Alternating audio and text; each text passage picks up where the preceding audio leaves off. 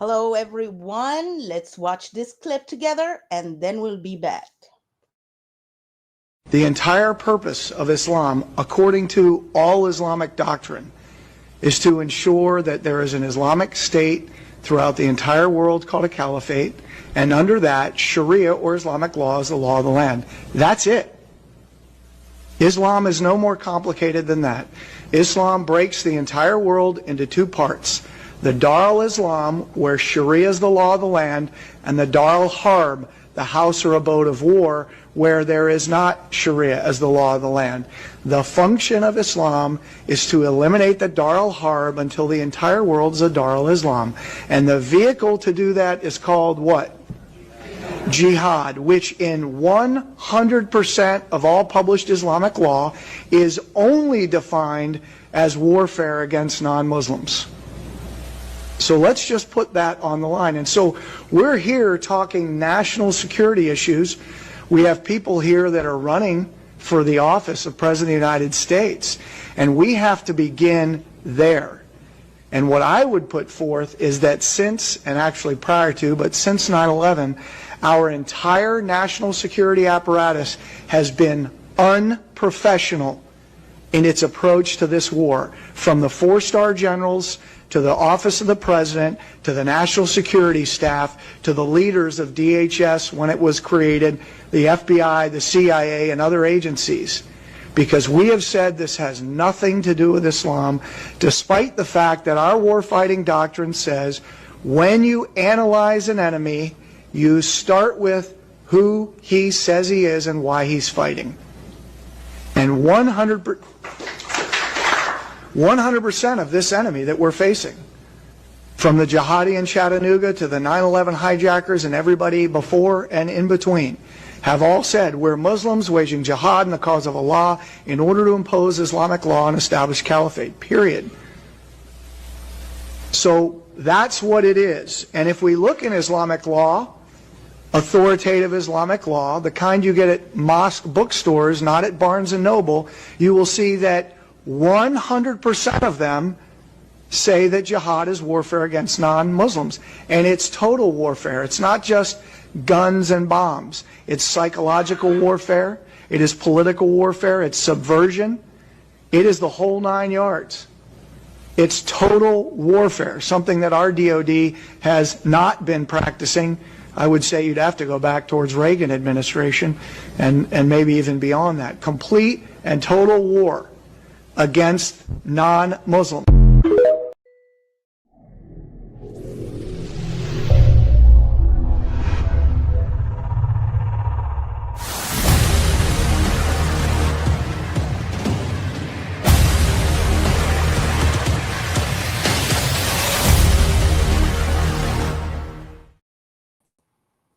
Hello and good afternoon, everyone. My name is Jedediah. Today I'm co-hosting this show with my sisters Divine and Afnan. We also have a very special guest with us today. We have Miss Elaine Ellinger, we have Brother Gabriel, and Brother Noah. Before we begin, I would love to introduce our special guest, Miss Ellinger, who has joined us today to share her wisdom and experience. Miss Ellinger's interest in Islam began in 1983, owing to a chance encounter with a Baha'i refugee who fled Iran during the revolution.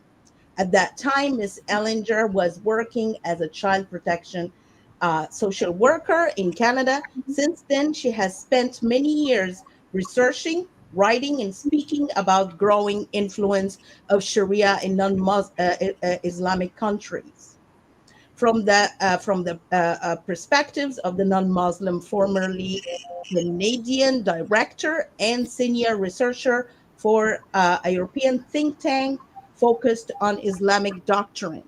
She founded the Perspectives on Islam Society in 2023 for the express purpose of providing public education on the primary teaching of Islam in the context of current event. Also, she is author of the Civilizational Reckoning, Understanding the Threat, Reclaiming the Future. I'm sure you can find the book on Amazon. Uh, Welcome, Miss Allinger. We're so happy to have you here. Thank you very much. I'm very happy to be here. I'm very glad that you invited me and that I get to share this afternoon with you. So Thank you. thank you again. Thank you so much. Today, we are addressing a difficult but important truth. There is an extremist ideology rooted in political interpretation of Islam, often called Islamism, that threatens the safety and values of the United States and the West. I want to be clear. Our focus is not on moderate Muslims who live peacefully and reject extremism.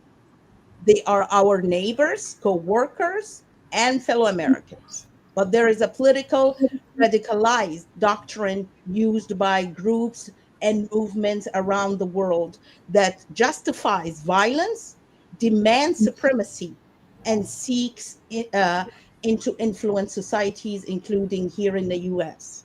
Today, we are exposing how this ideology spreads, how it targets young people, how it operates inside the United States, and how communities can recognize and stop it.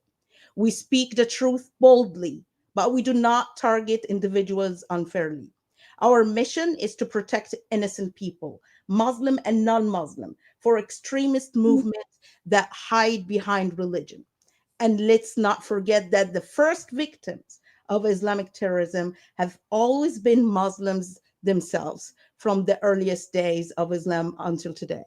So, my first question to Miss Elaine, is there really any difference between Islam as a faith and political Islam?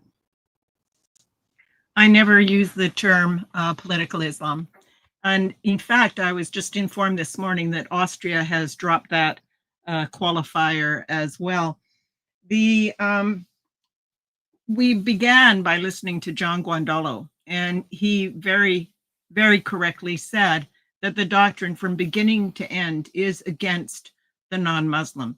That does not mean in any way that I speak about individuals. I never do. I speak about the doctrine itself, because if you think for 2 minutes about the situation for the women in Afghanistan, you understand that Muslims suffer under this as well. But this is a matter of self-preservation, because if the West falls to Islam, there will be no place left on the planet that is safe for people to run to. And right now that includes Copts and Baha'i and some Muslims and many others. Now, not all Muslims come here for that reason, because there is a mandate in Islam, not only Dar al-Harb, all right, that jihad is essential, but there is a mandate for jihad. And in fact, one of the hadith, and the hadith are all the stories, the traditions about Muhammad, but they are also part of jurisprudence. Islamic jurisprudence is not just the Quran, it is also the hadith. And one of the hadith very clearly says, I command you with 5, and that is the prayer and the Hajj, but also jihad and hijrah. So we don't often hear that. We hear the 5 pillars don't include jihad, but in fact, Muhammad said, shall I tell you the pillar and the peak? And that is jihad. Because without jihad, Islam would never have expanded beyond the Arabian Peninsula to start with. And what a lot of people don't realize is that even innocent Muslims who do not want to participate in this pay their zakat. The zakat is considered by people to have it to be a charity, but in fact, it has 8 categories. And if you look up Islamic jurisprudence, which we are fortunate to be able to find in English, because in European countries, they don't have that resource.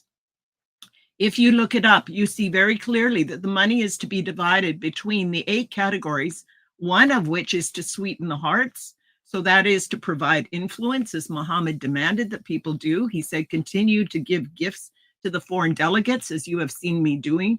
And if only 10 Jews had followed me, they would all have followed me. So this is very much about influence, but it is also about paying for jihad. The 7th category, which is jihad. It is called the cause of Allah, fi sabilillah. And many of the activist groups that we have here in North America now are authorized to collect that zakat under that category for the purpose of stealth jihad, which is in our schools, in our workplace, in our marketplace, in finance. It is everywhere now. It has completely infiltrated the West, and they are blind to it. So I've said quite a lot. It's somebody else's turn. Oh, that's great. We also have people from Nigeria here really struggling these days, as we all know. And we want them to tell us what's the Islam actually doing, or the Islamists doing, and now in Nigeria, and how that affecting them. So you have with me, Sister Afnan. She will start with her first question. Go ahead, Afnan. Yes. So the question that I have is, how has Islamic radicalism affected Christians communities in Nigeria? Nigeria. Yeah. Go ahead, Hello? Did you Gabriel. Go guys? ahead. Yeah. You have to say the name of the person to answer. Yeah. Brother Okay, thank Gabriel. you. Yeah. Okay, God bless you. Yeah, the the the Islamist radicalism has affected a lot concerning Nigeria, and in respect, like, okay, security. Now, here in Nigeria, nowhere is safe. That is what I just want everybody to be aware. Nowhere is safe. And then, you are in a situations whereby your your child have an admission in another state, especially in another state, and then you have the problem of security. And then, Nigeria is a state in which you don't understand. We in Nigeria, we don't understand how Nigeria is being governed. And I'm going to give an example. How am I going to be a citizen of Nigeria and I don't understand how this country is being governed? Is that this country, Nigeria of 18, have two laws. We have two laws. Here in the south, we are making use of the criminal code, and the northern part is making use of the penal code, and which is an offense that is a crime in the south is not an offense that is it is not it is not a crime in the northern part. Okay, and this give the terrorists of the things the opportunity to triumph, to make impact. Yes, in the northern part, they have what we call the Sharia law of the thing. And as we all know, the Sharia law is a law that govern the Muslims, that govern the entire instance of the thing. And they keep saying that this Sharia law is only attributed to the Muslims alone, whereas we find out that it's a false. Because, for example, a Muslims that converted to Christians have to pass through a persecutions and have to be, to be tried under a Sharia law. For example, I have a brother right now. His name is Mukaila Aliyu Tulu. Mukaila Aliyu Tulu from Zaria, Kaduna State. He converted to to Christianity not up to a year right now. And the moment he converted, he have to left Kaduna to another state. Now, a 2 million bounty was placed on him that anyone that successfully unalive him, we have access to that 2 million. But as we all have it, 3 weeks ago, on his way to Jos for evangelism, his family apprehended him. He was arrested and have to take him back to his homeland. As I am talking right now, he is nowhere to be found. Though the brothers believe that he has been locked up in a room, but we are praying for his total release. So that is the situation right now in Nigeria. The issues of this radicalism Islam is affecting and is stopping the progress of the country itself, and including we the Christians. Amen. I mean, we as Copts in Egypt, actually, we understand perfectly what you're talking about. We have to hide any convert. He once he declared that he left Islam and became Christian, This is it. This is, and his family can kill him, all this stuff, not just the government. And the government, of course, would not give him ID or anything.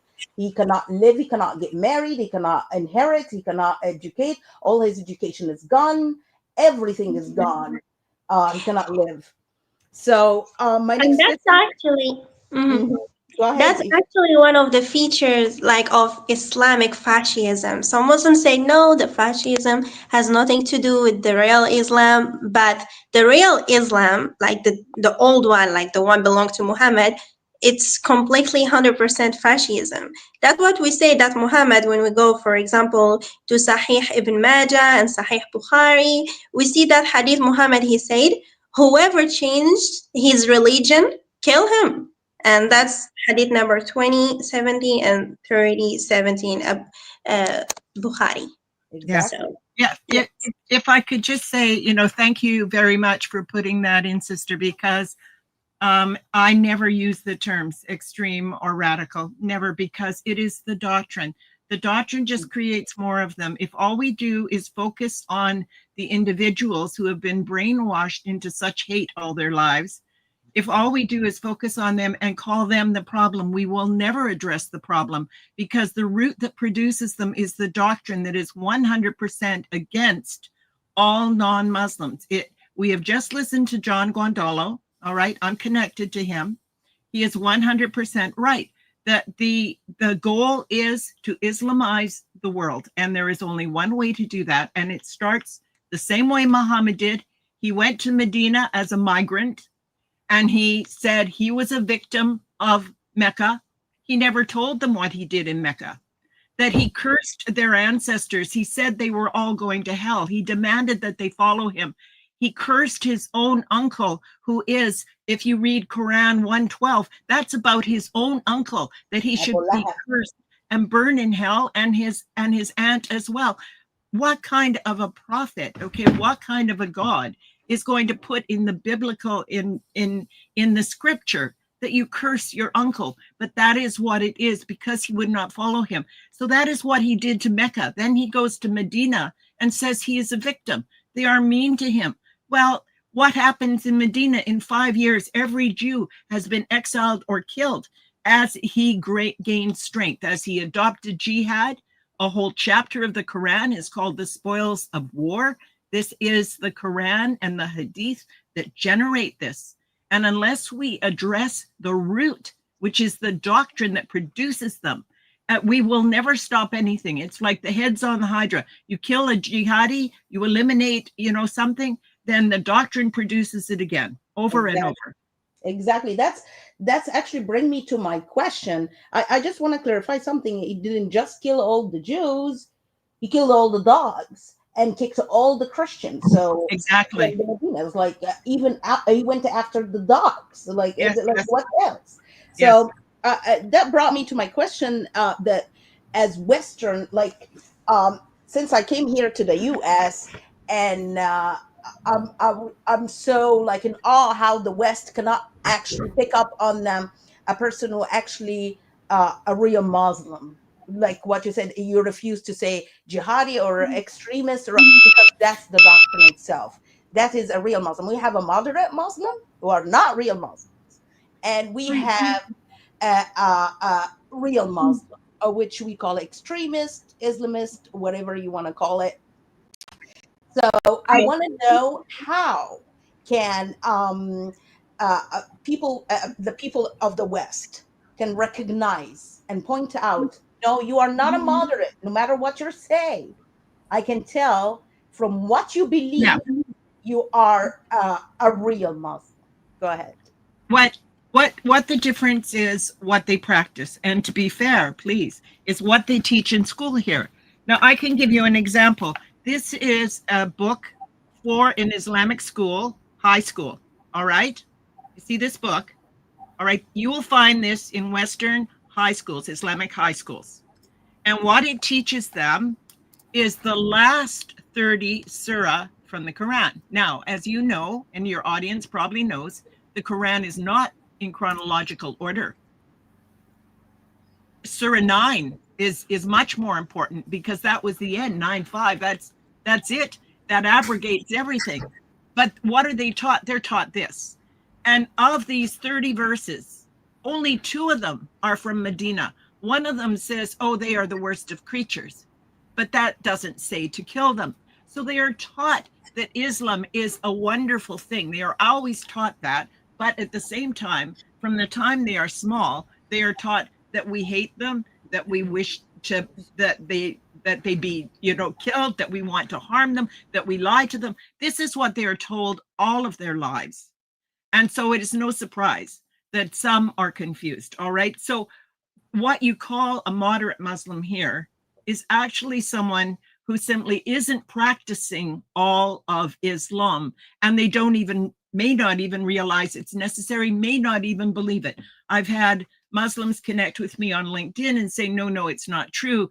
He didn't marry Aisha when she was 6. He didn't have, 13 wives. He had only 4. They believe all of this because that's what they're told, and they're not living in an Islamic country. And for example, if anyone says to them, well, look at what's happening in Afghanistan, they'll tell you it's a bad government. Or Iran, they'll say it's a bad government. But if it's happening here, it's religion, but it's over there, it's government. So they're taught to believe that it's only government, and it will be different for them, but it won't be different for them. This is like gays for Gaza and chickens for KFC, is that ultimately they will also be fodder if they do not fall in line. They are cannon fodder for the juggernaut that is Islam itself. I look at Islam, frankly, as being an entity, and it chews up Muslims as well, but it uses them, it corrupts them, and at the same time, it says that it is everyone else that is corrupt, and they are brainwashed to believe this. May I come in there, please?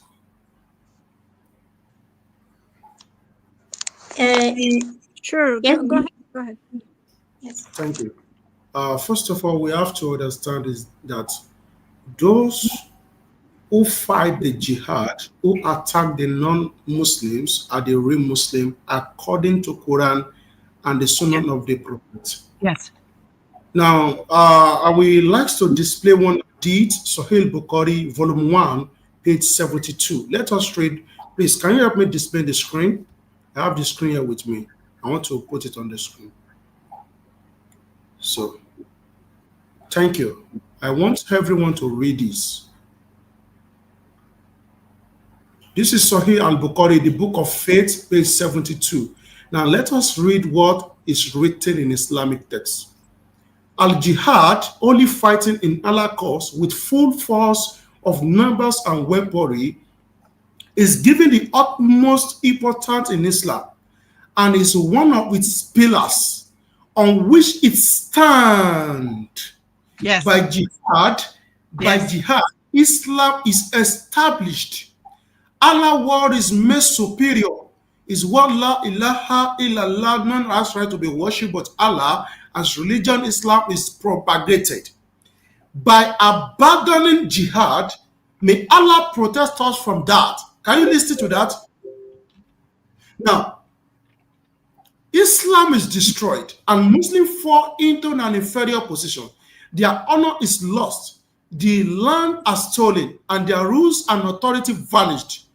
Jihad is an obligatory duty in Islam on every Muslim, and he will try to escape from this duty or does not in his innermost act wish to fulfill the duty, Yes. dies with the one of the quality of hypocrite.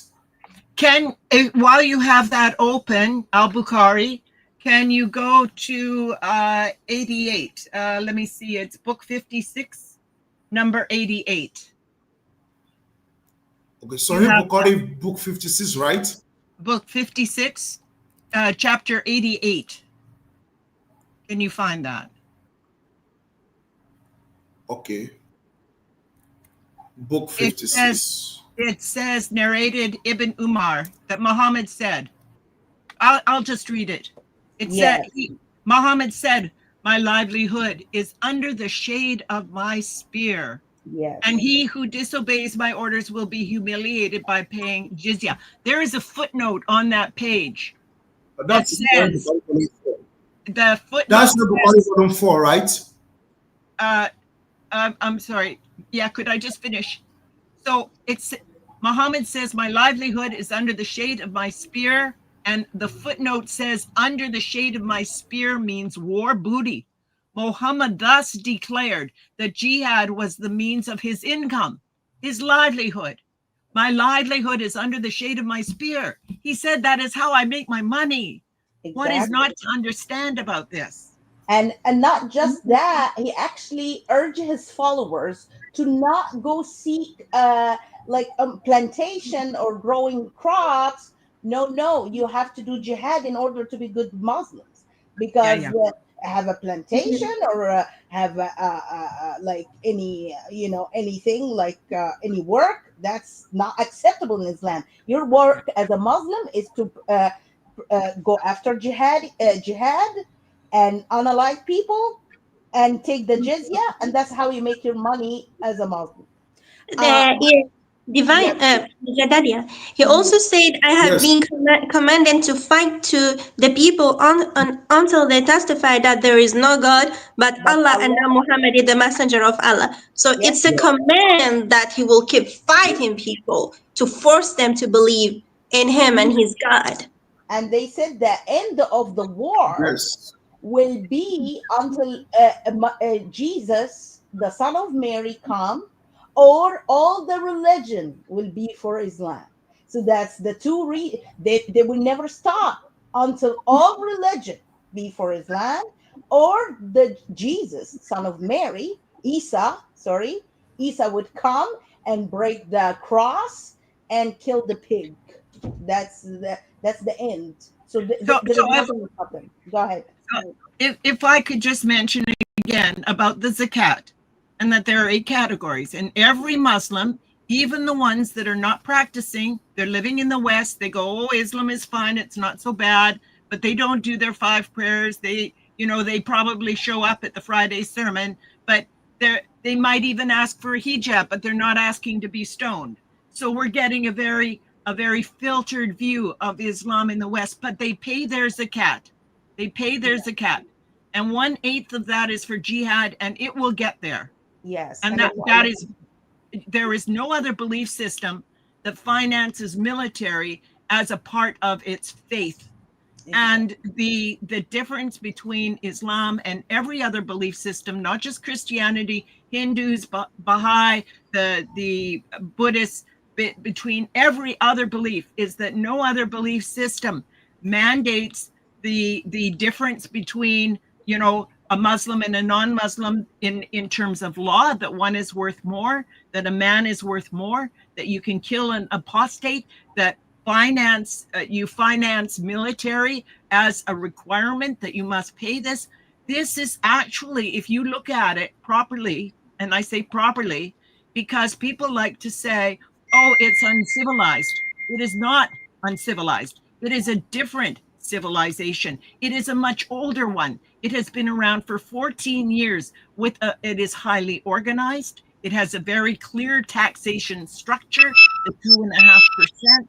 And this is always spent the same way. So they have, if you look at your tax bill and you go, I'm paying so much for the fire department, I'm paying so much for the hospital. They look at their tax bill. They're paying so much for jihad. They're paying so much for charity. It's the same thing. yes. I have a follow-up question to my the previous question to you, Elaine. That can you, a moderate Muslim, and justify what happened in October 7th by any means? Can you be a moderate Muslim and justify it? Well, there's no such thing as a moderate Muslim. I simply don't use those terms. Because I don't speak about people. I'm not going to criticize any person for what they said or they didn't say, living in an Islamic country or non-Islamic country. The ones that are here and don't do this, they're very poorly informed. the ones that are living in an Islamic country, if they are vulnerable, then they are likely victims under a burqa somewhere, or possibly, executed for opening their mouth and asking a question. So Islam itself is the issue. And I never talk about what individuals are doing unless they are someone who are pushing Sharia. For example, just recently, I copied this to bring it today. I thought this would be a very important thing to mention given the topic. And this is the founder of CARE. I need a light. This is the founder of CARE. And he said this recently. So CARE is the Council of American Islamic Relations. Do you want the video? Do you want us to play the video? Because we have it. Oh, well, no, I'll just say what he said. Okay. He was speaking at a California mosque, and the founder, Nihad Awad, said, quote, "We have 4,000 mosques in the country. If each mosque funds 5 students in journalism, filmmaking, political science, and law, by 2050, we have 100,000 of each, and we will run for office at all levels of government." So that is clearly the plan. Now, you can look at somebody across the table and have no idea they are involved in this. They don't wear a sign.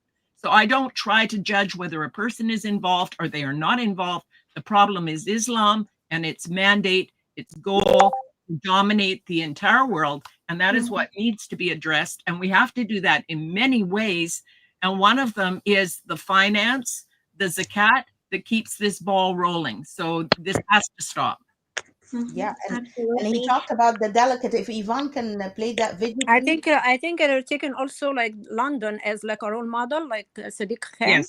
I have a he was question. able to reach like where he is now through lies and through like taqiyya and stuff, and then they're trying to reach every office now, like on the state level and the federal level here in America, and this is their plan from the beginning. I was surprised to see like a lot of them are now holding offices. That was like a big surprise because they're working secretly and we're not paying attention to it. Like the American people and the West, they need to know that this is your enemy, you like it or not. It's like ordered by their Allah. I don't call it God. Their God. And we can see something divine. We can see what's going in Nigeria is a big example of what they can do.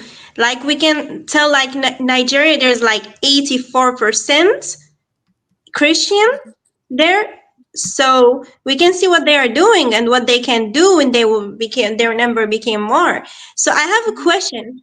How to the brother Gabriel and the brother Ezekiel? How has the political Islamism shaped the conflict in your region? And you can talk about this politically and from an Islamic perspective.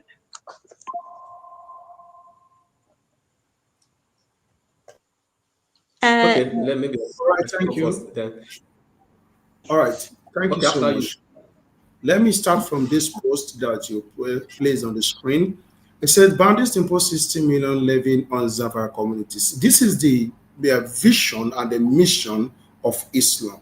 If you read Quran chapter 47, verse 4, we find it clearly where Prophet Muhammad said he received a revelation from his Allah that when the Muslim met the unbelievers, they should slaughter them.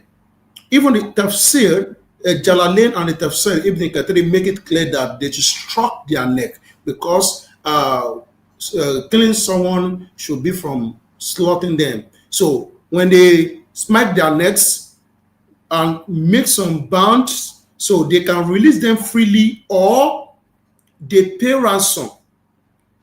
So, and apart from that ransom, to ransom their people that they are bound. So also, according to Tafsir or Jalalain, you can make treaty with them.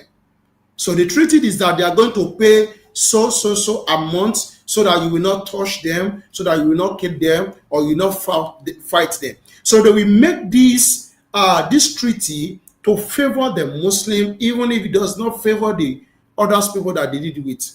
Now, there have been these Fulani jihadists attack a lot of churches and Christians in their house, Fam, I even have one evidence here. They went, the minister of God sent me the video how they went to their orphanage home and they attacked and slaughtered people. I would love to show this. If you can permit me, if you can share my screen, I would love to show this evidence so that everyone can see what is really going on in Nigeria. So this is the man of God. Prophet. Now, these are the houses. I don't know if you can help me. You can share my screen. Thank you so much. I really appreciate you. Let me quickly do that. Let me begin to. Now, this is the house they are burned. Can you see the church? Can you see?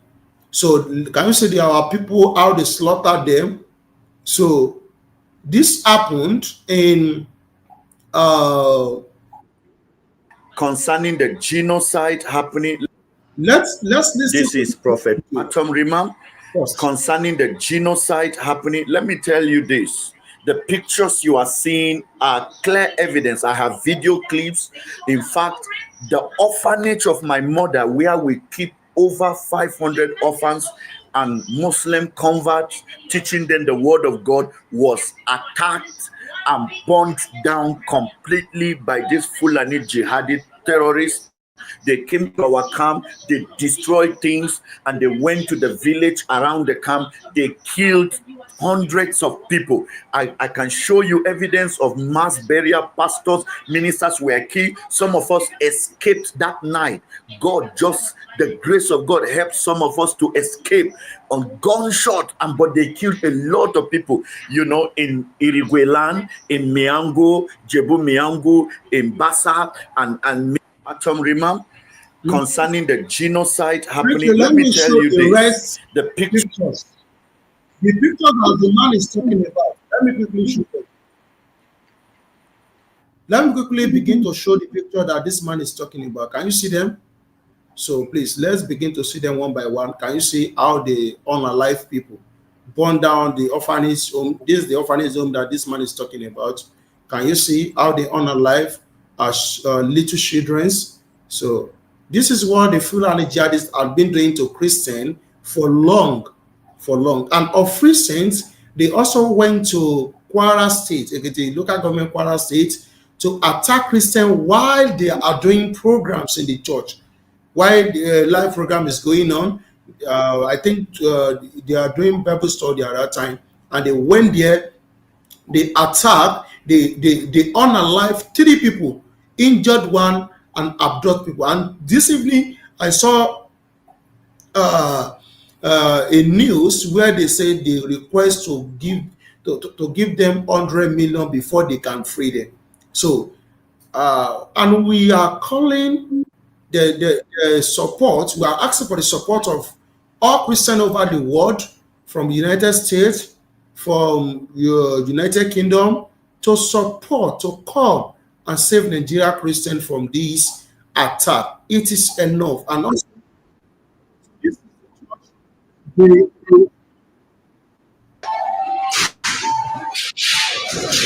so this is the church they attacked a few days ago in Kwara State. Let's all see. They were in the church doing program, and these Fulani jihadists come there and begin to launch bullets on them.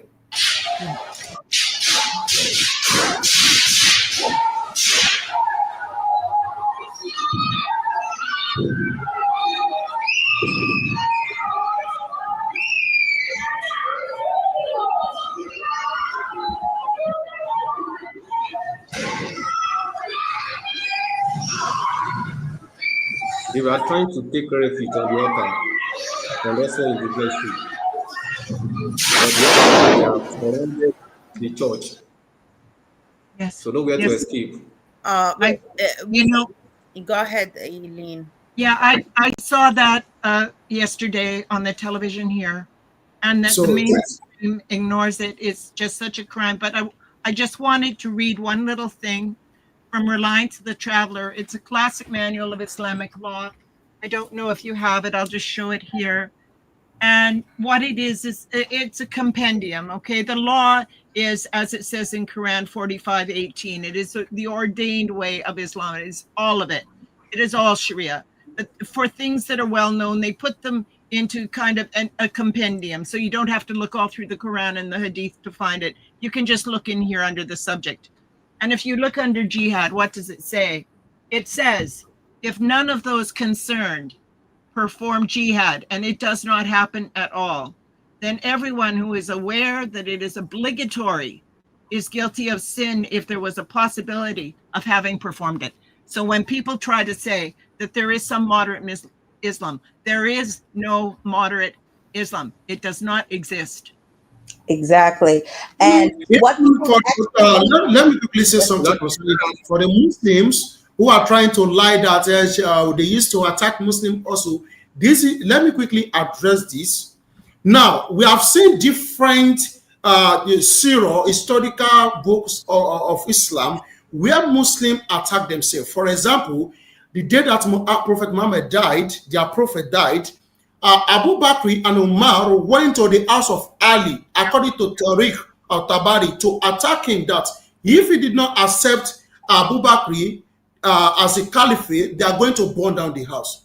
So not that alone, you can also see in their deeds when Prophet Muhammad and his followers went to fight people, and they claim that Satan said, can you see enemy from your back? And Muslims begin to attack themselves. Now I can also prove from the Quran, chapter 4, verse 88 to 89, where Allah gives them command to attack the hypocrites among the Muslims. And if you check the tafsir of Ibn Kathir, you will see clearly that the hypocrites they are talking about are the people who refuse to go out to fight with them. Quran chapter 9, verse 73, Allah says the Muslims should fight the unbelievers and the hypocrites. So if you now see a Muslim attacking themselves in one way or the other, maybe that person is qualified as an hypocrite. Not that alone, if you read Quran chapter 4, I think verse 90, when you check the tafsir of the Quran, you see clearly that when Prophet Muhammad sent his people on an expedition, they met a man on the way, and the man said, Assalamu alaikum to them. They said to themselves that, oh, this man only tell us Assalamu alaikum because he's fearing, so that we will not take words. So they killed him. So they unalived the man, they killed him and took away his property. And when they get to Muhammad, Muhammad didn't condemn that they killed an unbeliever. He only condemned that you should have made your research and make sure that truly this man is not a Muslim before you find him. So and he didn't do justice to the man. This thing to escape is a lie. Ezekiel, he didn't do justice to the man. It should be the one who killed the man. He should be killed according to Quran and nafs to nafs, or a soul for soul, whatever. He didn't do it. When it comes to his people, he broke the law of his own Quran. So but I just I want to add to it. Okay. Now, I want to add to it in the light of the of politics here in Nigeria. Yeah, actually, according to the Quran chapter 5, verse 51, Quran says, to add to what my brother has said, that all you who have believed, do not take the Jews and the Christians as allies. So they are allies of one another, and whoever is an ally to them among you, indeed, that the person, the Muslim, is one of them. So according to the Quran, any Muslims that take any Christians or Jews as a friend is an infidel. So you need to treat that person as an infidel. Now, politically, here in Nigeria, there is a king here in Nigeria, one of the famous king. In fact, he's the leader of the Muslims in Nigeria. That is the Sultan of Sokoto. The Sultan of Sokoto. Now, the Sultan of Sokoto says that anyone that fight against Boko Haram fight against Allah. Imagine. The overall rulers of all Muslims in Nigeria saying anyone that wage war against the Boko Haram is fighting against Allah. So what do you expect from the Muslim soldiers? Yes. That's where the problem is. Now, what? I just wanted to say about that is that Quran 5:33 Ibn Kathir's tafsir says very clearly that to criticize or oppose Islam or Muhammad, this is disbelief. This is disbelief. This is to make war. Quran 533, if you look that up, the tafsir Ibn Kathir, it says to define war means to oppose or to criticize or disbelief. So just leaving Islam or not agreeing with something in the hadith, this is enough to be considered war against Islam. Just like Muhammad, he said, oh, the Meccans are so mean to me. No tolerance at all for other people's beliefs. I'm sorry, I interrupted. I just wanted to say how war is defined in Islam. Disbelief. Yeah, exactly. Yes. Like Yeah, a lot of God people, bless you. just a second. A lot of people Right. don't understand that Islam is the only religion that would attack you just because you disagreed with them and you disagree with their faith. People try to say, hey, the Old Testament this, the Old Testament. Nope, nothing in the Old Testament said kill people because they are unbelievers or because they are not Jew. There's nothing like this. This is because they attacked you, because they killed their own babies. But no religion on earth uh, push their followers to kill anyone who don't follow the religion but Islam. That's why this religion is dangerous. People don't understand in Islam there is something called the house of war and the house of peace. The house of war is any place on earth that they don't reign. And the house of peace, any place on earth that they reign, and they will still kill those who disagree with them from Muslims too. On the I just wanted to say about Jewish people is that they have the 10 commandments in regards to living. Their rules about food are for them, not on anyone else. Like when they go in and they demand that, Kentucky Fried Chicken should be halal or that the school lunches should be halal. Judaism does not do that. The food rules are for Jews only. The 10 commandments are how to live life. And they have something called tzedakah, which people think is like zakat. It's charity. No, in Judaism, the tzedakah is 100% for charity. There is nothing for military. There is nothing for sweetening the hearts, for influencing people. There is none of that. It is just for charity. It's entirely different. And in Israel in 1948, when the Arab League attacked, then the Arab League said to the Muslims living there that they were going to do this and they should leave because they were going to go in and slaughter, and they were sure they were going to win and defeat all of the Jews. Some of the Muslims stayed there. Those are the ones who did not, their humanity rose to the top and they said, no, we are not going to leave. We are going to stay here. The ones who left are in Gaza now, and the people who should be paying for Gaza are the ones who told them to leave, the Arab League. But the problem is that in Israel now, because they were left with only the Muslims who didn't want to kill them, they believe that those people in Gaza are extreme, and that what is still in Israel is moderate, is average Islam. Even Jews do not understand that in other countries, Islam has not sorted itself like that. That's never happened anywhere else, that all the ones who wanted to follow the doctrine left. That's never happened anywhere except in Israel. So they have a very divided view about Islam because all the bad ones left, so they think that's extreme, but it's not. Those are the ones who wanted to follow the doctrine. So I just wanted to mention that. Exactly. Actually, Sadania, Afnan wanted to say something. I have a comment when he was showing us the churches in Nigeria, how they are attacking them, how they are like destroying houses and all these things. We can see some Muslims, they might come and say, no, that has nothing to do with Islam. This is the modern Muslims. But if they go to their books and look so deep, they will find that's what their prophet was doing. For example, when we can go, there is a hadith say, Muhammad, he said, two religions shall not coexist in the Arabian Peninsula. So, it's from the Muwatta Malik Hadith 1615. And we can see also another Hadith.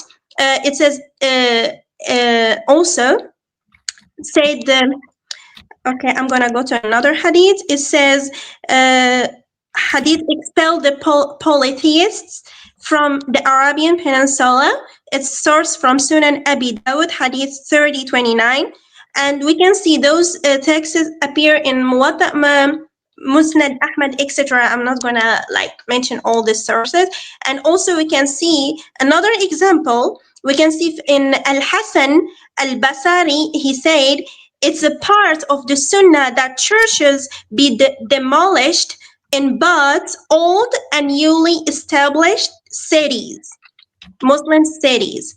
And this also, they can find it in Musannaf Abd al-Razaq, and also Imam Abu Hanifa. He said churches, synagogues, and fire temples should not be allowed to remain in the land of Arabs and in Muslims. So we can see this is part of what their religion asking them to do and their leaders.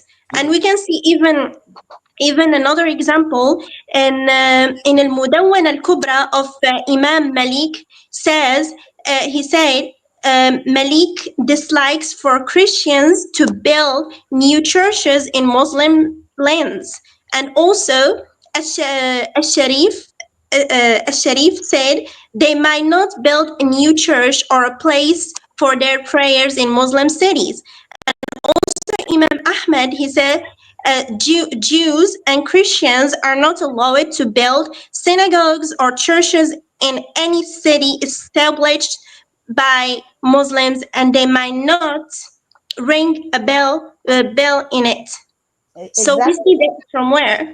Exactly, and remember again that how they were praising Umar ibn just a second. Yes? They were praising Umar ibn al-Khattab for destroying 4,000 churches in the Middle East. That's in their books. That's in their history books. Go ahead.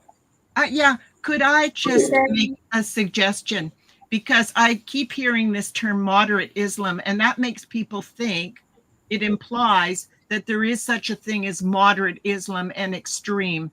If you don't mind me suggesting another word, instead of saying that, is to say a nominal Muslim, which means they sort of practice nominal, or to say a cultural Muslim.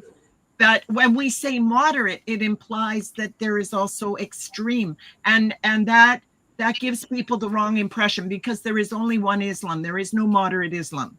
There, I can call them naive Muslims, like ignorant Muslims. They don't know Islam. Naive Muslims. Oh, I like that. Yes. You know what? What you said before also, there was like Robert Spencer. I don't know if you know this name. Yes. For Jihadi Watch. I think he's a famous guy. He had like a lecture, and the title for the lecture was "Good Muslim is a Bad Muslim." That's and right. He explained it. He said, "Good Muslim, good Muslim, like the Muslim that knows his book exactly, like they know it as it is the bad one, because he's good to Islam. He knows Islam very well. That's why he is a bad Muslim." My book quite often talks about what you would call forensic linguistics. People hear what they expect to hear. So when they say that this, for example, I have a slide, and it's an imam, and he's in Austria, and he is saying that we speak about the peace of Islam and follow the example of our prophet.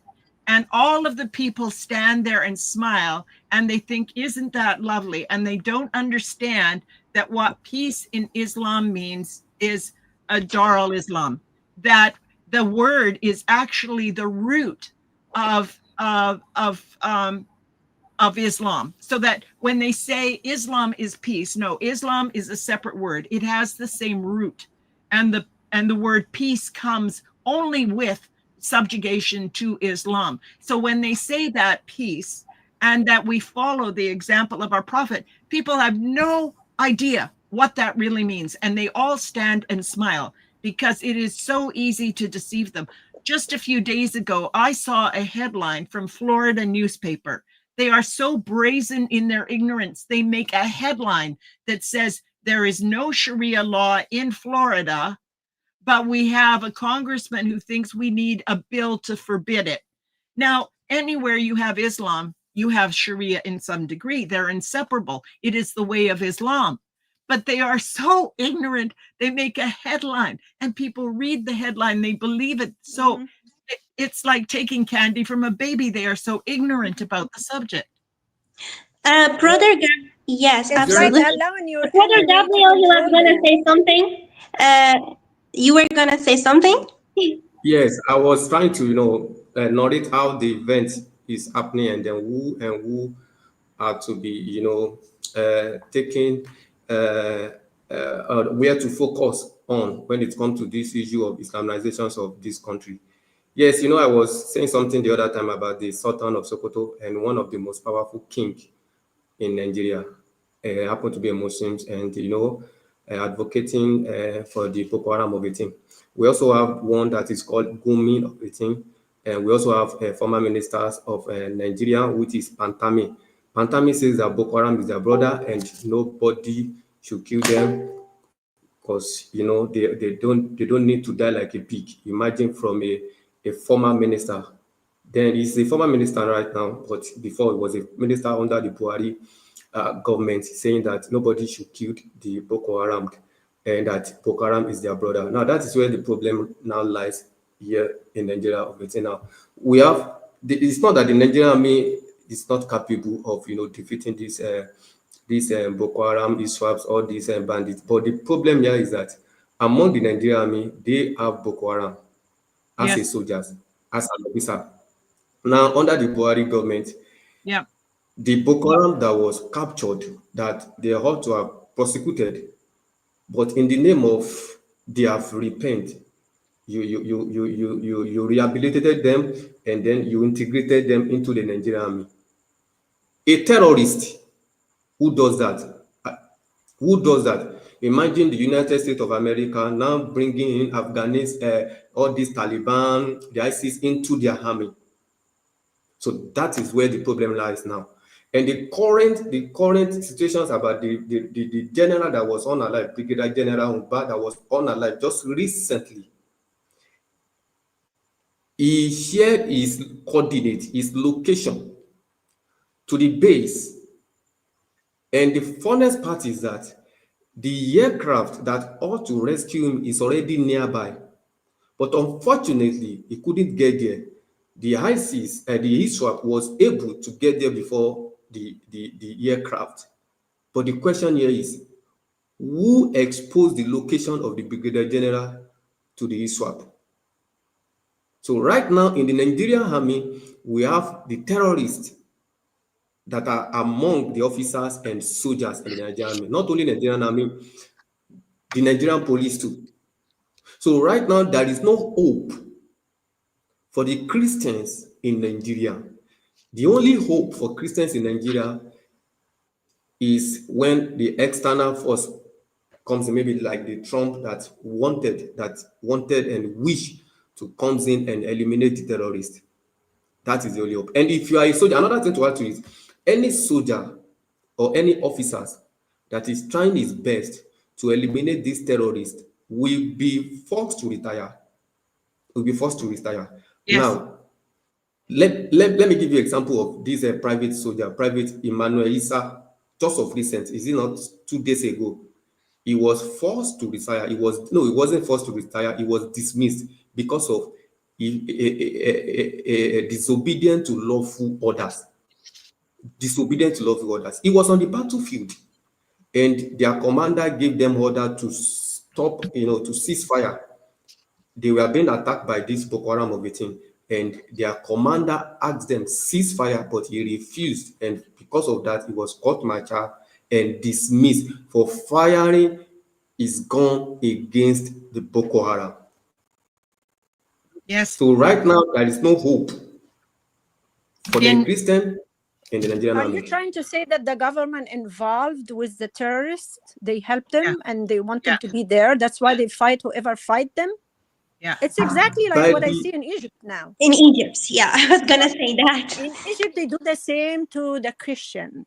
Yeah. The same thing. Like by, you feel like the government is protecting terrorists.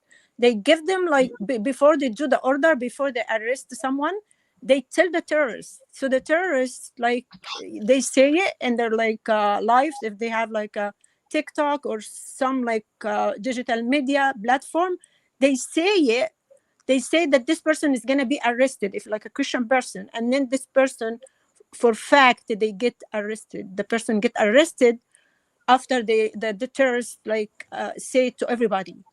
So I think it's like the same agenda they're like working on in the Middle East and like in Muslim countries towards Christian.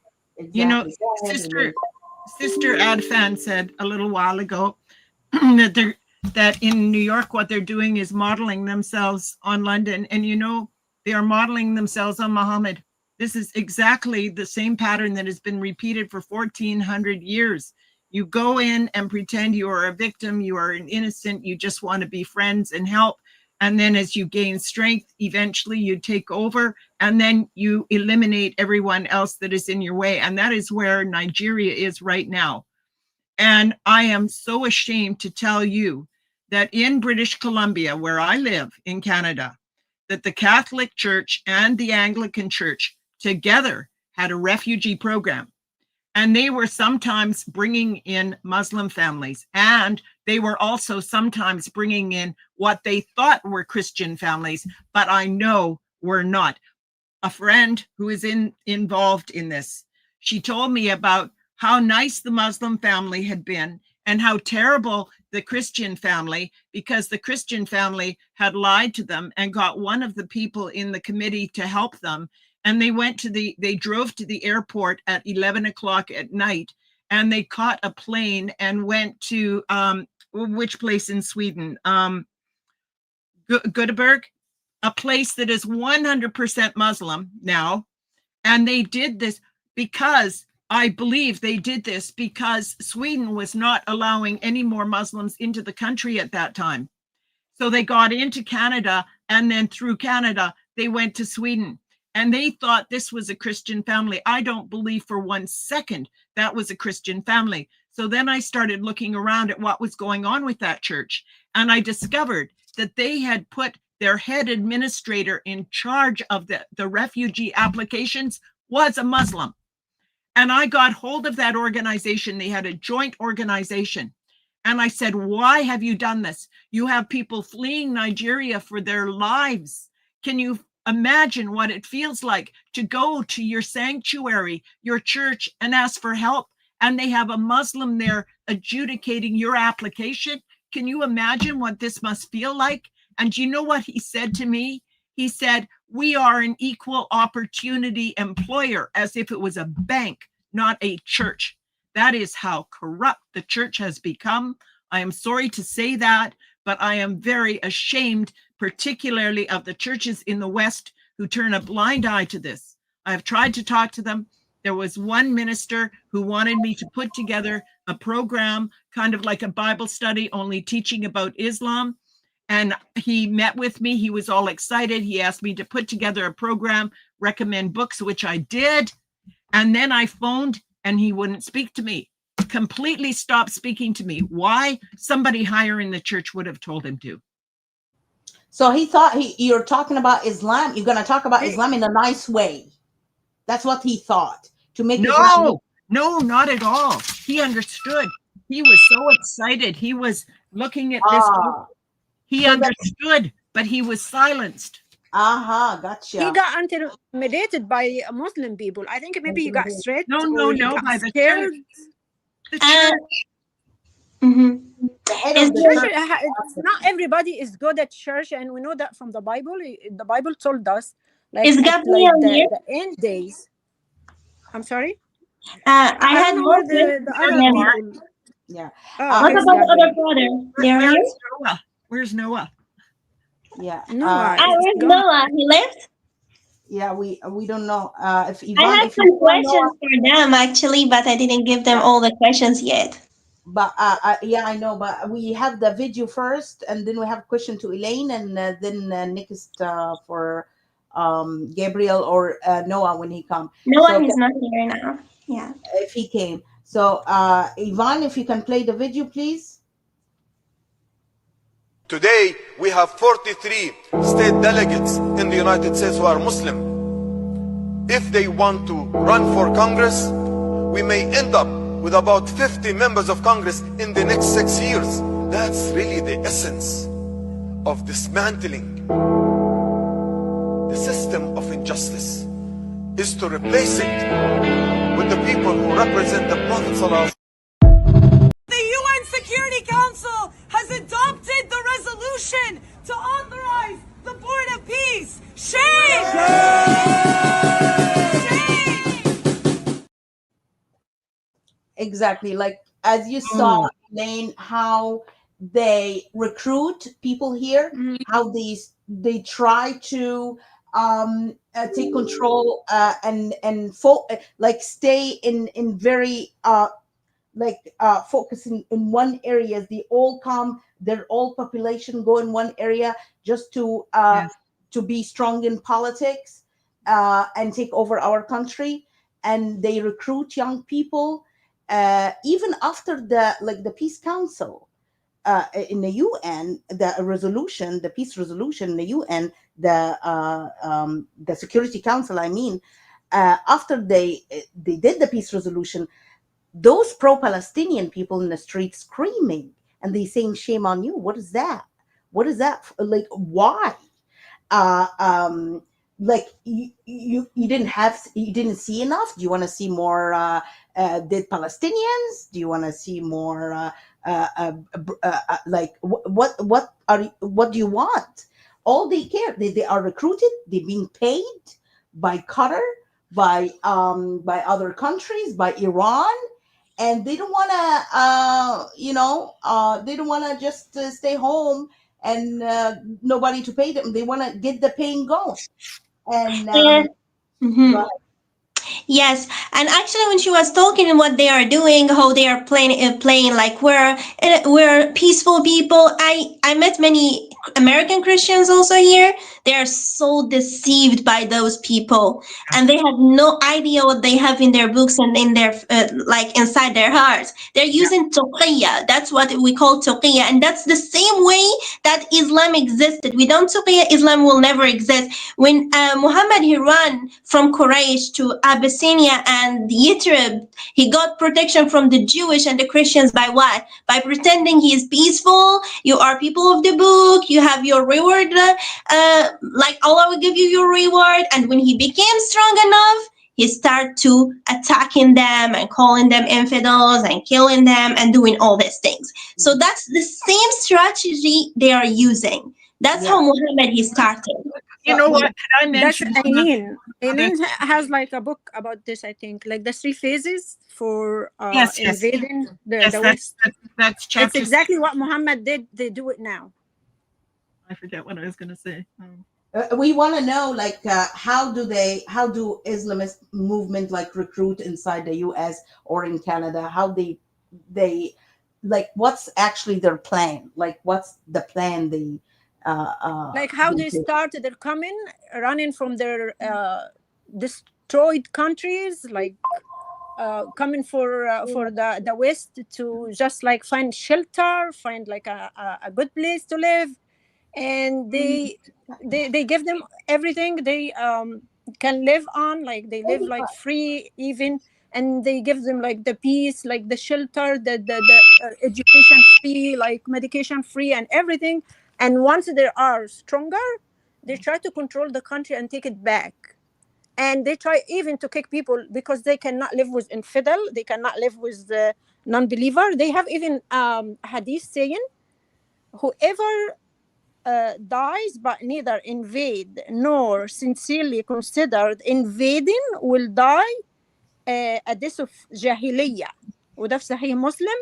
or it means like if you don't invade, you're not a true, or you think about invading, you're not a true true believer. So Yeah. this is like, it's like mandating them to do it. You have to do it to be a good Muslim. To be a good Muslim, you have to invade, you have to kill, and you have to rape your enemy. Like my God say, love your enemy. Muslim guy, God, or like Allah says, rape your enemy, according Ah, to An-Nisa, yeah, chapter 4, verse 24.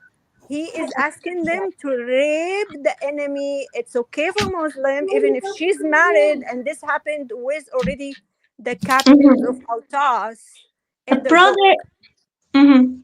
I think our brother Gabriel, he has comment about that. Elaine wanted to say something first because she. I did, and I lost it, and I was sitting here Yeah. going, "What was it? What was it?" It was so important. All right, Remember it, I bet. this whole business about the three Abrahamic faiths drives me absolutely crazy, because through this, all right, which has been pushed in the last decades, especially, they claim rights to Israel. This is all part of the Muslim Brotherhood, the decision to make, and they had something, it was called the Project. This goes back to 1989, and it was to make Palestine the core, okay, the hub of a new Islamic Renaissance. So they have been working on this now for 35 years, all right, to make everyone believe that it's all about some fictitious country called Palestine that somehow belonged to the Arabs. In the 1920s, there were more Jews in Israel than there were Arabs, but they started going there because they didn't want to lose that little chunk of land so that they could dispute it. But nevertheless, what I wanted to mention was this whole business about Muhammad is supposed to be descended from Abraham. I don't believe it. All they have, if you look at Al-Tabari, he has the genealogy. It's volume 6, page 37, I believe.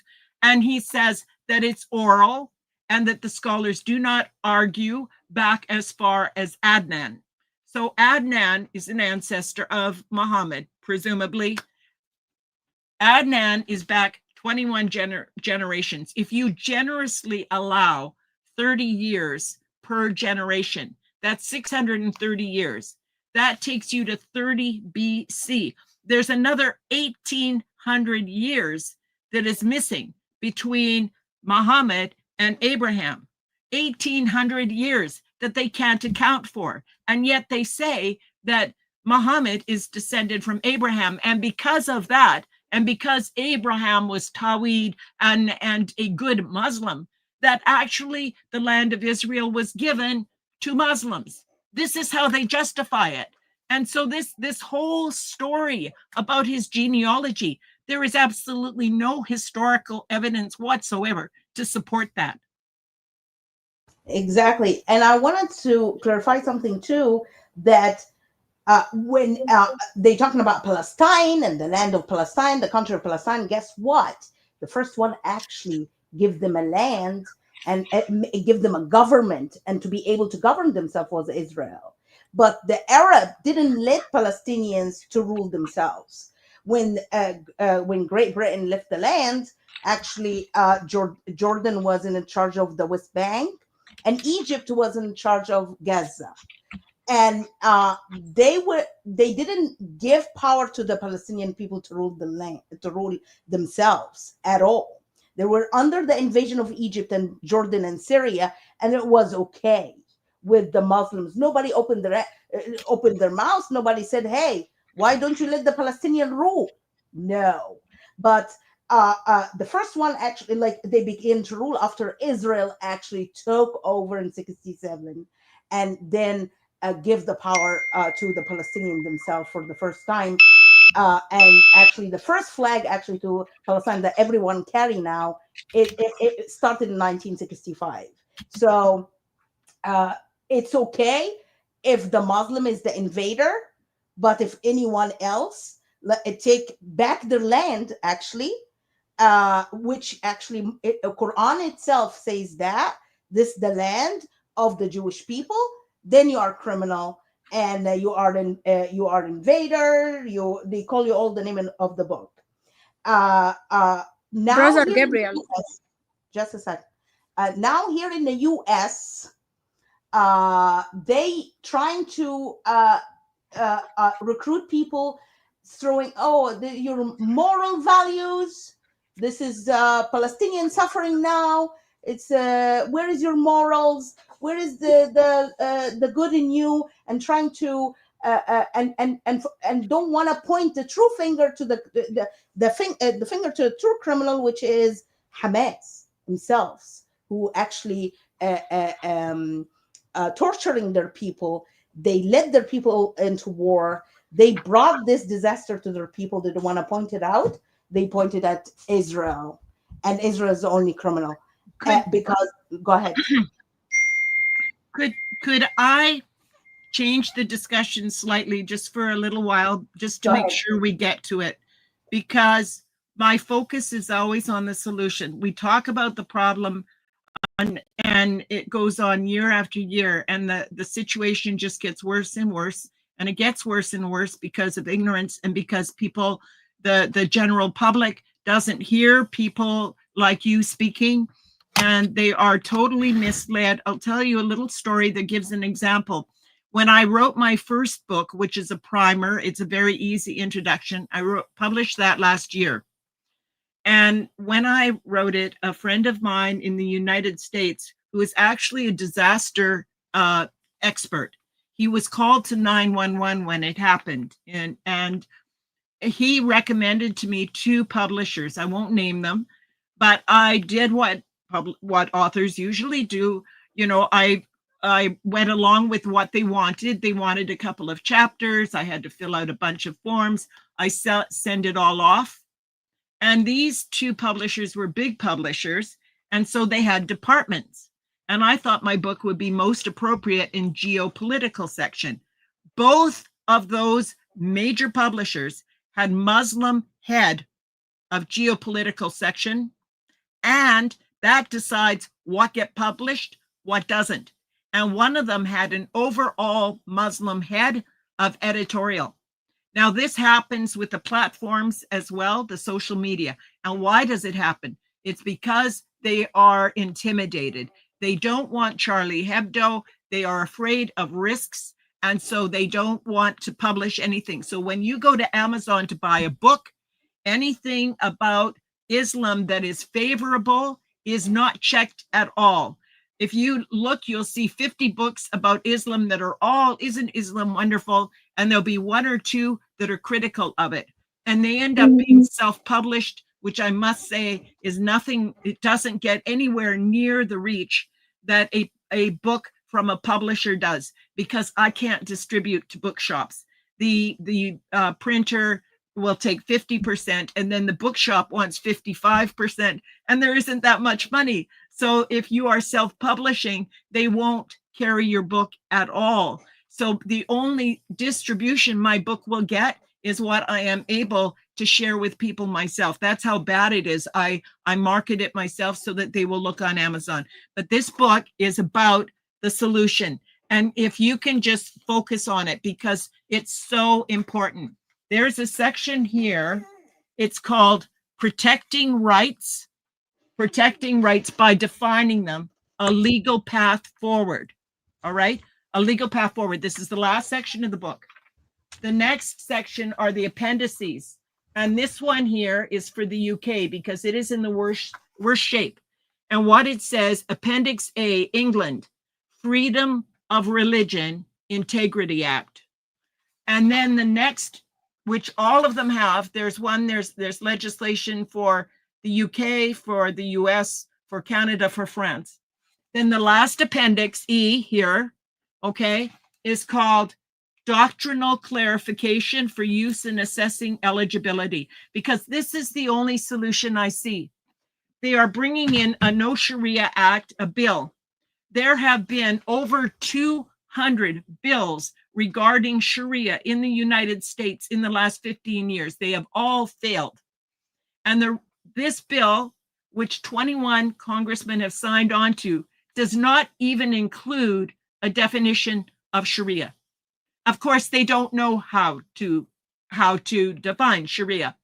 So if it goes to court or it goes to a tribunal, then someone who knows absolutely nothing about Islam is supposed to decide whether this is Sharia interfering with the US Constitution.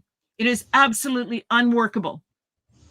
I have written to them. They have received information from me and copies of this legislation, because the only thing that makes sense for a country is that it establish a legal threshold for what is recognized as a religion that in no way interferes with what people believe and what they practice in their heads privately, okay? But the state gives charitable status. It allows Islamic finance. All of the ways that Islam gets in is like the workplace, demanding we have prayer time, demanding we have halal food. And every little bit that is given to them is more Sharia creeping in. And it does that because they don't know what is Sharia and what isn't. So when a woman demands to wear a hijab, they say, oh, that's my religion. She doesn't say, oh, I demand that you stone me, because she doesn't know that much. So the whole country is slowly but surely becoming Islamized through the market, through the money that is collected through zakat from every Muslim. And the only way to stop it. Now, the reason I know this is because I used to work in government and I administered acts. And one of them was the Child Paternity and Support Act.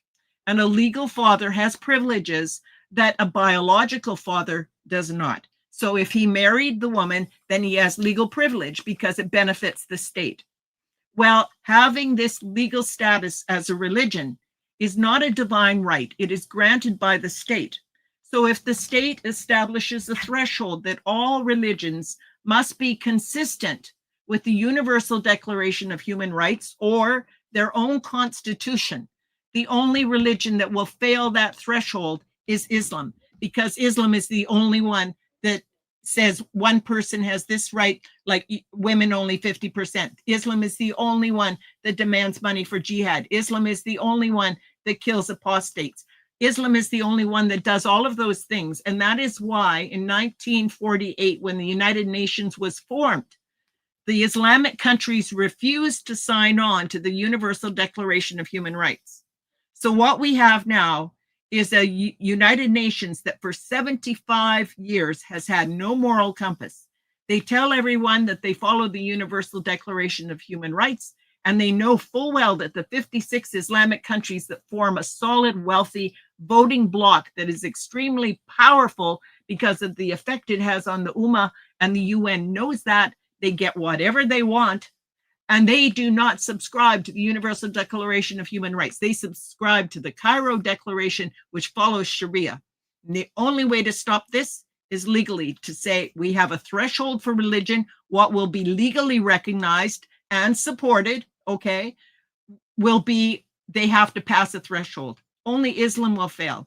This, at the same time, will now educate people in a way that we cannot, because when there is pushback, only Islam will have this problem that it doesn't have equal rights before the law, that it kills apostates. Then it will be exposed because it goes before the government.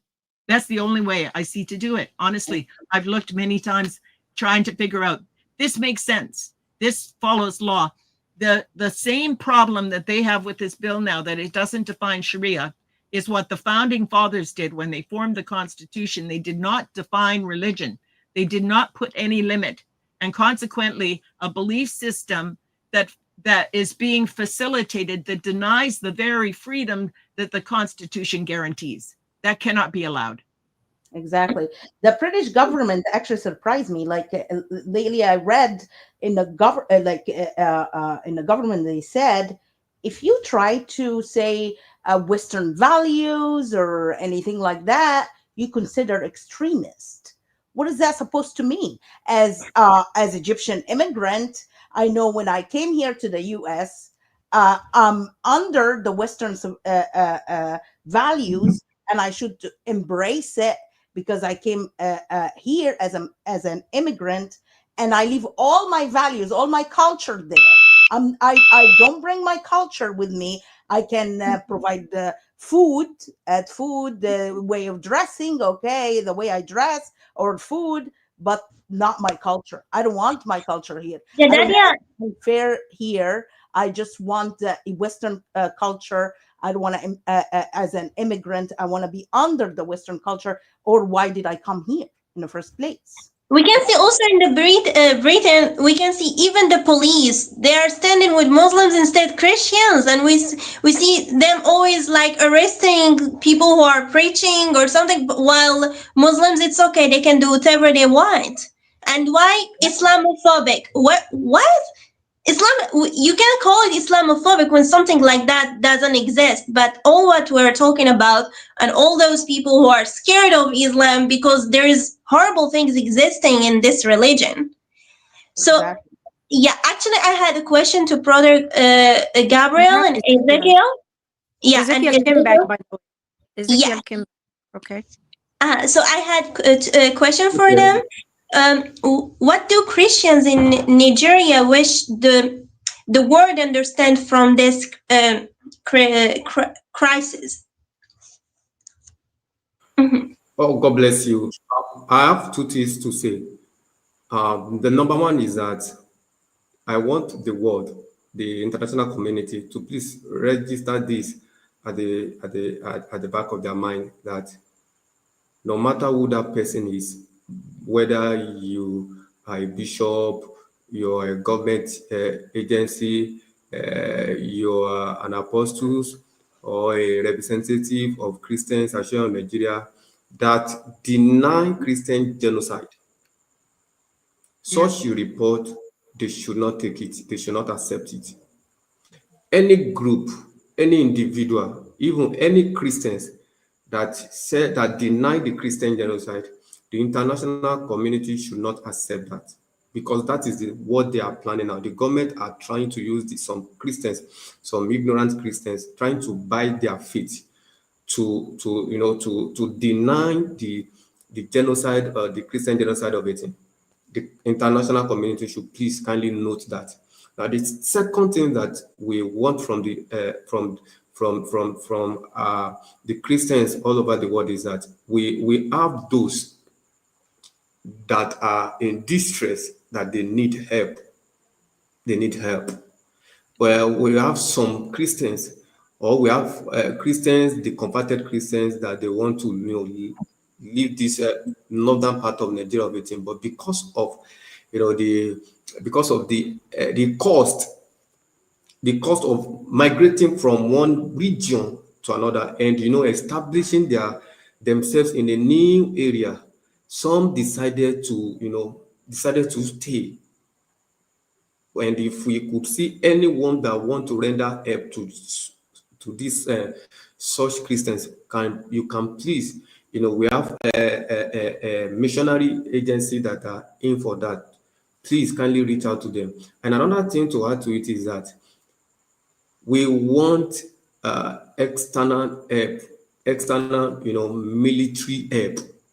Nigeria army is compromised. Yeah. Nigeria army is compromised.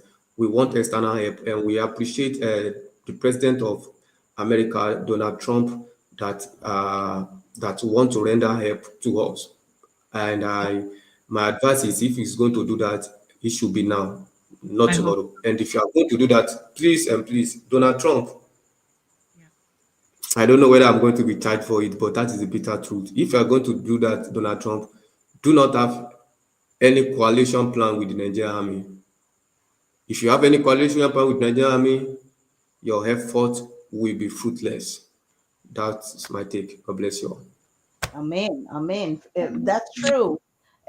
You want to help the Christian, you don't go in coalition with the army at all, because they are traitors to their people. That's the same thing happened in Egypt. Our government traitors. Yes. They just like they're taking the side of the terrorists. Exactly, like our girls being the aggressor. Yes. raped, yes, and kidnapped and forced to be Muslim, and the government hide the girl and make the family right restraining order on them to not get near to the girl or even talk to her. That's not fair. You know, I want to say a word here also So they about, share in deceiving the family. Yeah. Go ahead, Elaine. oh, just about, you know, a couple of other countries, because this is happening everywhere. I don't know if you've heard of the Religion of Peace, but they've always kept a record. And there are thousands and thousands of jihadi attacks every single year. Now, when Pakistan was formed back around 1948 as well, I believe originally 25% of the population were not Muslim. Now it's 4%. And the same thing in Bangladesh. Now, I spent 3 hours talking to a Hindu man whose family was from Bangladesh originally. They ended up, because of the violence in the city, moving up to the mountains. And his grandfather and his father's father, and, you know, forever had lived in that area, and they were a highly respected family. But it became so dangerous. He said that neighbors that they had at this time, he was only 5 years old, the neighbors that they had that one time had been good had now started going, oh, they're not Muslim, and turning on them. Okay. And then the night that he was left there, his grandfather started trying to get them out a few at a time, because if they all went at once, they would be stopped and punished, or, you know, they would be harmed. So he was trying to get them out a couple at a time, taking them down to India. And the last two left were this man I was speaking with. He was 5 then, and his sister, who was 16. And they came in the night, a whole group of Muslims. They tore his sister out of there.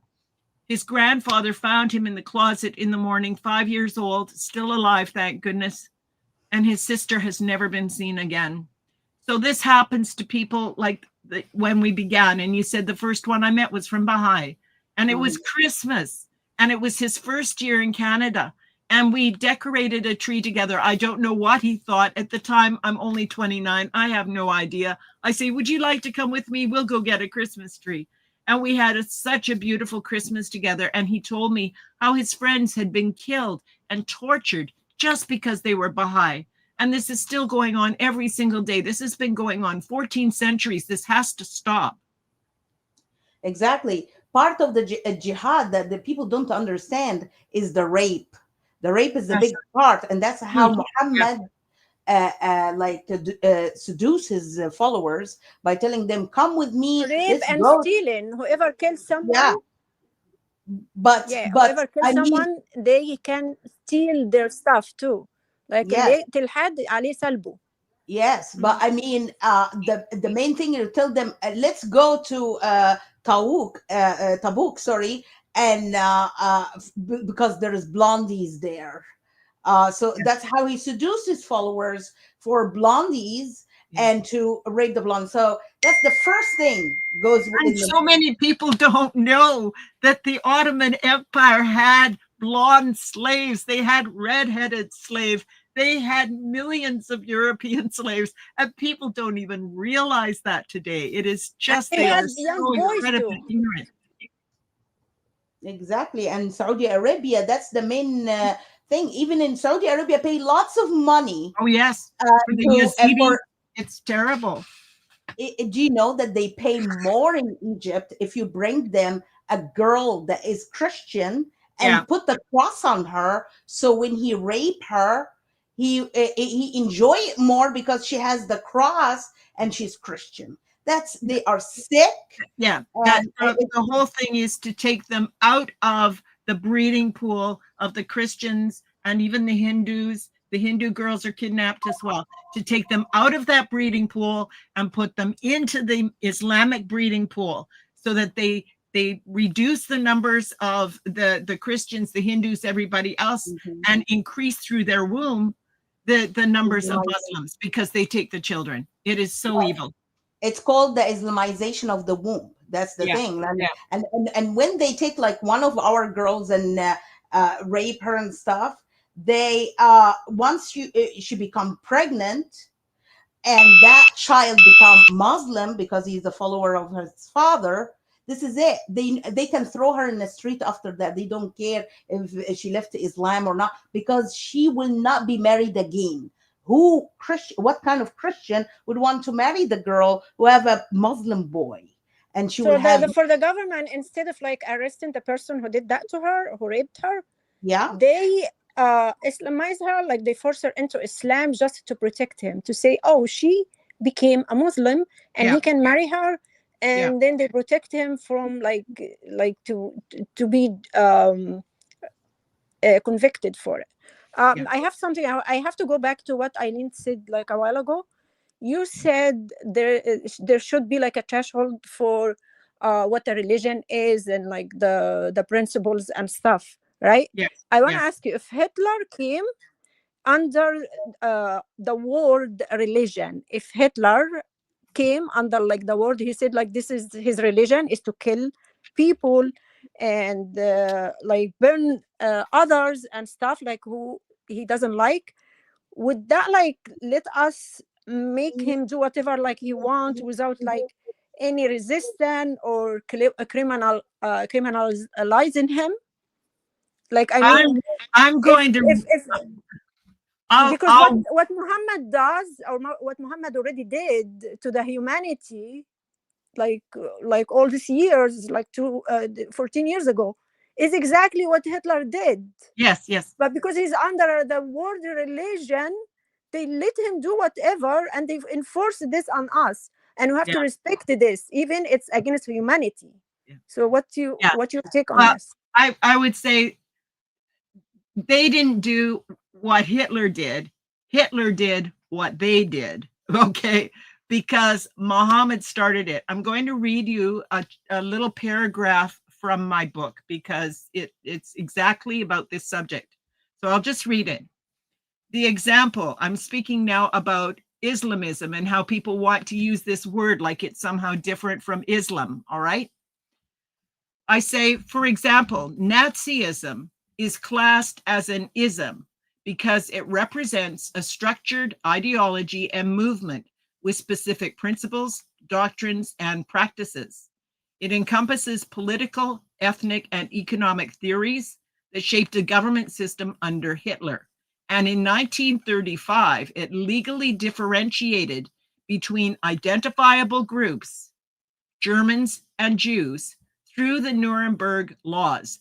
These are all of which are equally apparent in both normative Islam and Islamism. It's the same thing.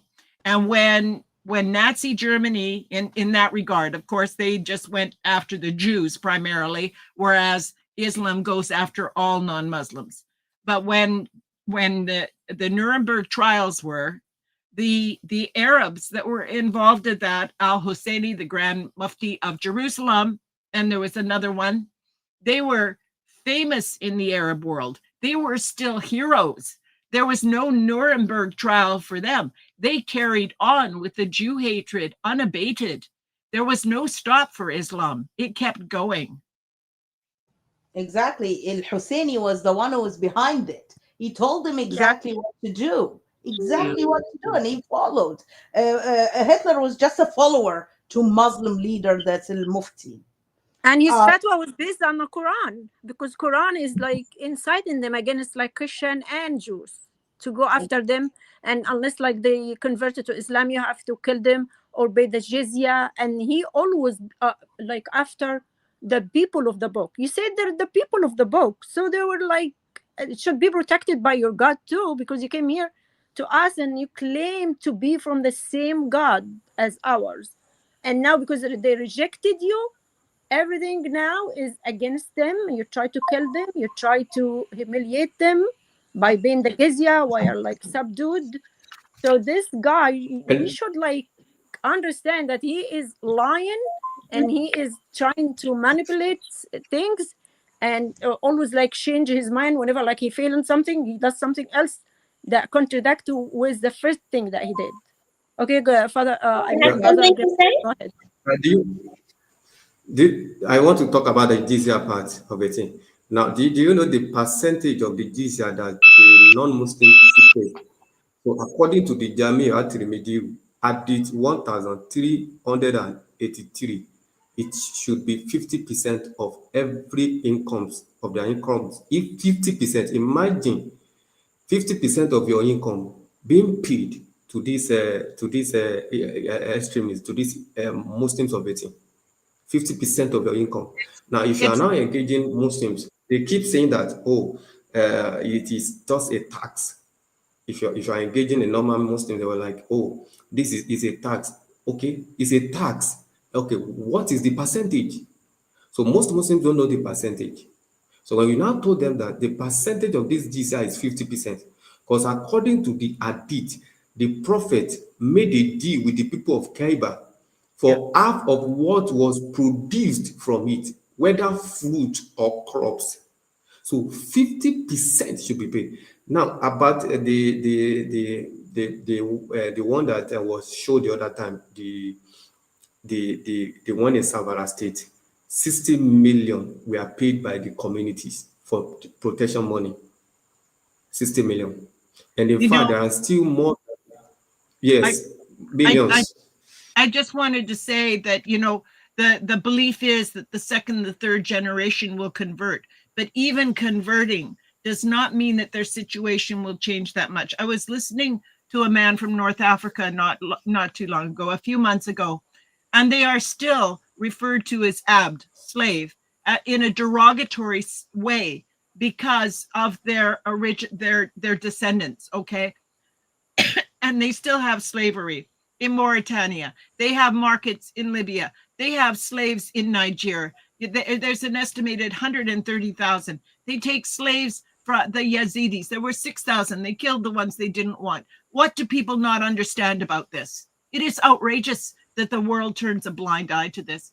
You know, I'm not sure how long the program goes on for, but I You hope we can end say it by whatever you talking want. about the suffering of people in Nigeria right now is just so horrendous.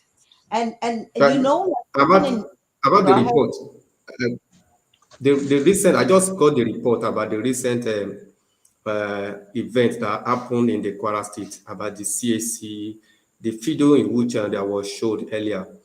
Yes, those that were captured, the terrorists have now came out. The Muslims terrorists, I used to use the word Muslim terrorists, that they now came out and said that each head will be released at the amount of 100 million naira. Yeah. Each head 100 million naira, and at least those that were captured are more than 30 people were captured. Imagine that is more than 3 billion naira, 100 Mhm. million naira each. Wow. Yeah, they ask And for crazy number. uh, yes, and I can say Because that they're lazy, I they am don't very work, honest. they don't do anything to humanity. They just want to Mhm. get I people's am money, exactly like the Muhammad. thugs. Yes. I just wanted to and invite. I am What do you Go want ahead. to say? Go ahead. yes, I am 100% sure of this, that those that were captured, none of them have to up to 1 million naira in their account. Oh wow.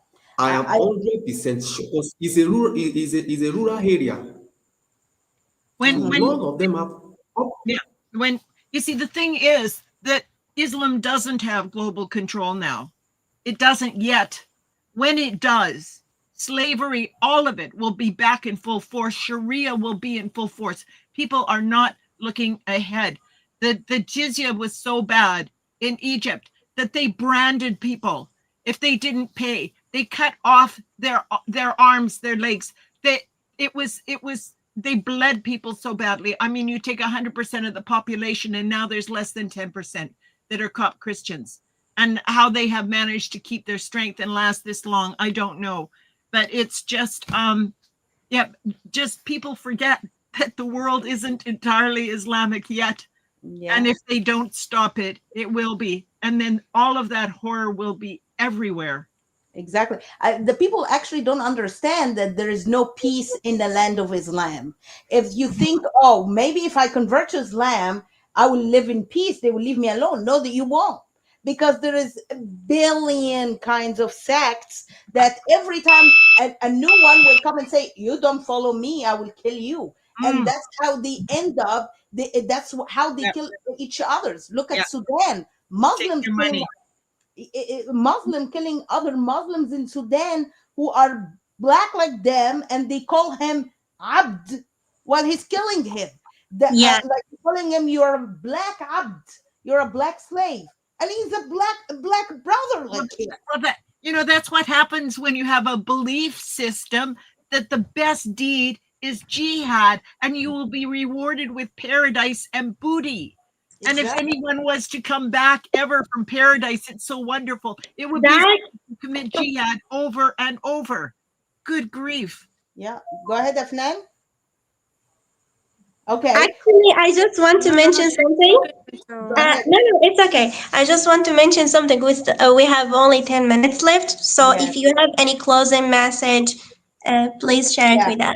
I just Thank want you to so say much. one thing that jizya, that people don't understand about jizya and what actually the book said about jizya. The Quran said in Surah 9, verse 29, that when Christian and Jew, when they come to pay the jizya, they have to be belittled. Yes. Yeah. That's mean you have to insult them when they pay. So he has to, that Baghawi said, literally slapped on the back of his neck. He put his shoes on his neck when he pays, and pulled from his beard, brought to and hit in his private part. All this stuff, like giving him many ways. Al Baghawi is a scholar of this ayah, of the tafsir of this ayah, or explanation of this ayah, how to make the Christian and Jew pay jizya. And if you don't have money, like in Morocco and in Egypt, when people run out of money and they don't have money to pay, say, hey, give me your daughter, give me your wife, give me your children. We can sell them as slaves instead of your jizya. So there's like you will be everything will be taken from you. That's what Islam. That's what the teaching. That's not what we say. That's what the teaching of Islam say. So, So I have to say something also, because like the time is not like enough.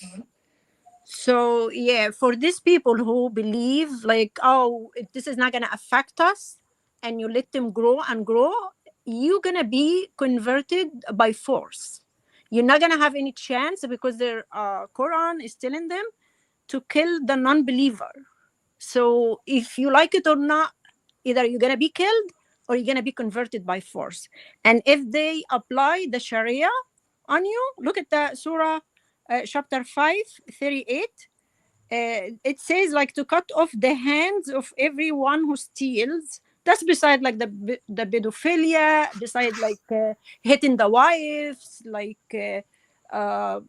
humiliating the women in general, like a lot of other stuff. But look at this, because I want to like compare between them and between the Bible, and I'll leave it for you to decide which one is like fair and like from the real God. It says to cut off the hands of everyone who steals. Look at that. So if you steal, instead of helping you to find a job, they're gonna cut your hands. So imagine a man stole like a bread or like a little piece of candy. They will destroy him for the rest of his life, and he will die. Of course, eventually, no one is like feeding him, and he doesn't is not able to feed himself. divine Muslim lie and say the law is not cutting hands and feet, is not for those who are hungry. That's a lie. The law itself say even if he stole an egg, he will be his hands will Yeah, be one dinar or ربع dinar. قالت Aisha said one like it's dinar. like a quarter of a dinar. It's like $1. Let's say $1 for a quarter and more. They can cut the hands of someone. Even like they steal, they all steal, but they're not gonna like admit it or like apply it to themselves. Like Muhammad never applied his law on himself. So this is like a kind of wickedness Do you know, and satanic. In Ephesians 4:28, it shall let him that stole steal no more, but let him labor, working with his hands the thing which is good, that he may have to give to him that is in need. like, yeah, let these people work and can help others instead of like making them like disabled forever and not be able to help themselves or help other. You're gonna make a sick community by doing this. You need to provide them with the food and make them, not in these countries. These countries are already poor, very poor. They don't have like enough to feed